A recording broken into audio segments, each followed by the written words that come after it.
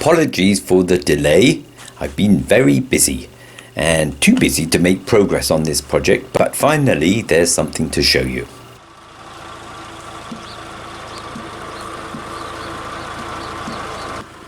As you may know, the big old stationary engine needed a lump of concrete to sit on, so we dug out a big hole and poured a lot of concrete in.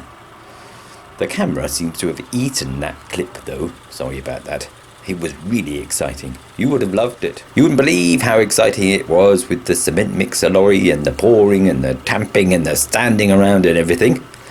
But anyway, now it's there and the concrete's been going off for a few weeks now, so I guess it's solid. Lovely.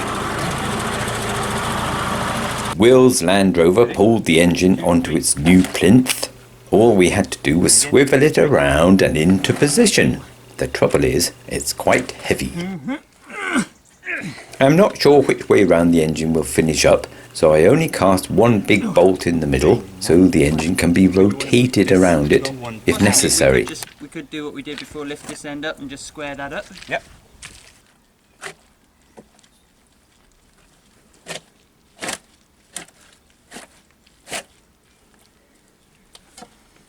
Might be nearly there, is it? Yeah, it's fairly balanced. 2, 3. Yeah. 1, 2, 3. Okay.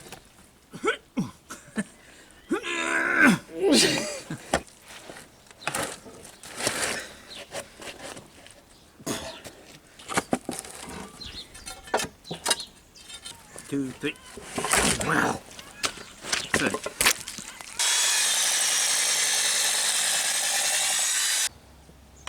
You want to put a packer in there or just have it like that?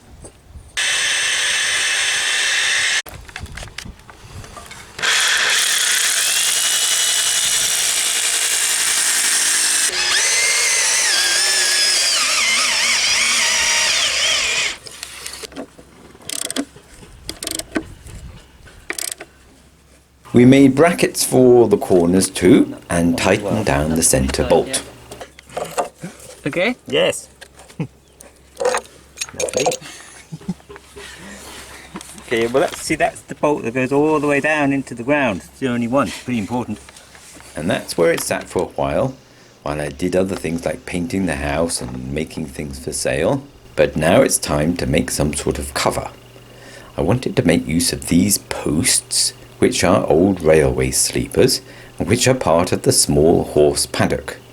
They are solid but not in line and not upright, and only one of them is tall enough, so it might be a foolish plan, but we'll see. I put 2 new posts in to make a rough square.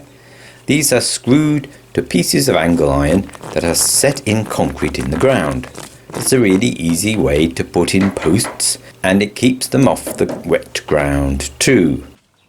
Now this shed is going to be part of the much bigger machinery shed, which I'm hoping to build here, but I can't start on that till the horses move, perhaps in the autumn. In the meantime, these long joists will go right up to the eventual ridge line. I just hope they're still there in the autumn. Okay. I have to use corrugated iron for the roof. Anything else is just too costly. But I wasn't very happy about using it for the sides too.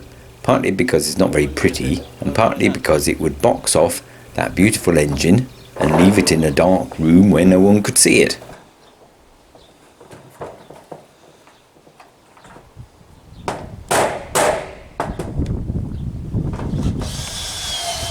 So I was thinking maybe it would be good enough to have just a roof and leave the sides open.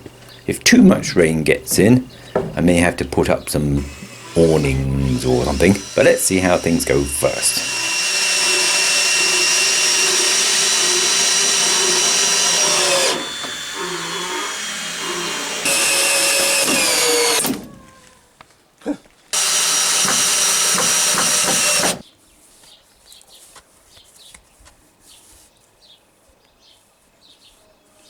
I do have to stop the animals wandering in and out though, so I need a fence at least. and I bought a stack of boards before they get turned into pallets. They're still green and they're only spruce, but lots of creosote should keep them going. Now they're only 1 meter long, but that just might be long enough to cut into 2 parts and try to make something decorative at one end at the same time.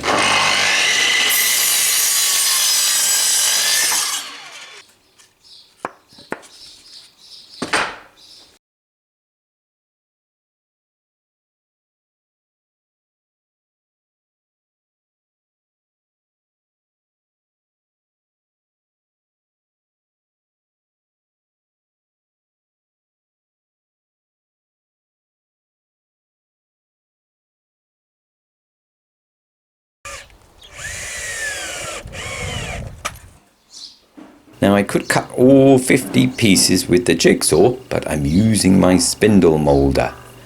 The follower follows the template and the blade cuts the timber to the same size. I only have this big 100mm follower though, so the shape can't be very intricate.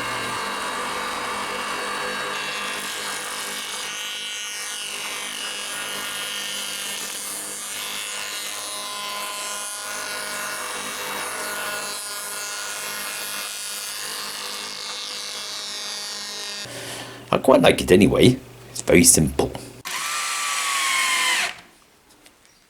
I rough cut the shape with the jigsaw each time just to speed things up and to make it less likely to split as it's being made.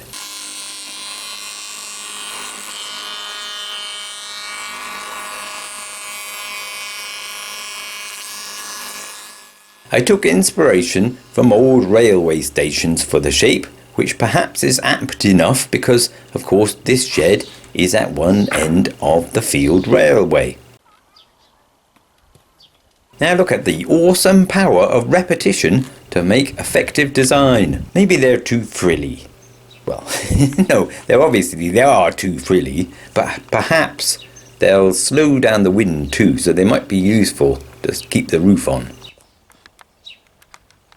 Now I made 2 of the sides removable, just in case. You see, I was thinking that people might be interested to see the engine running when the whole charcoal production line is up and working. So I'm quite pleased with this shed. The timber's not planed or sanded or painted or anything, so it's a little crude, but it turned out to be a really cheap way to cover the engine and allow visitors to get close to in a safe way. Next step will be to connect up the wood chipper, which I haven't finished yet, but at least things are moving along again. Oh yes, and how does the engine perform now that it's bolted down? Well now, funny you should ask.